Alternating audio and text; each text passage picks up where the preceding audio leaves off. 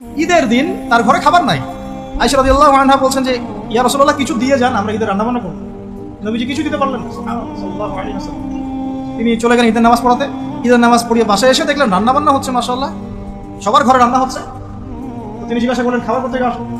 তখন তার স্ত্রীরা বললেন, আম্মা জান যারা ছিলেন রাদিয়াল্লাহু আনহা, আয়েশা রাদিয়াল্লাহু আনহা সম্ভবত বলেছেন যে আপনি যখন চলে গিয়েছেন তখন উসমান বিন আফফান রাদিয়াল্লাহু আনহু তিনি প্রত্যেক স্ত্রীর ঘরে একটা করে উট পাঠিয়েছেন। আপনারা ব্যবসায়ীরা উসমান রাদিয়াল্লাহু আনহুর মতো হয়ে যান এবং দিনের জন্য আপনাদের এই অর্থ বিত্ত যা আছে ঢেলে দেন ইনশাআল্লাহ। যে ব্যক্তি দুনিয়া গোছাবে আল্লাহ পাক তার পরকাল গোছাবেন, যে ব্যক্তি পরকাল গোছাবে আল্লাহ তার দুনিয়া গুছিয়ে দিবেন ইনশাআল্লাহ।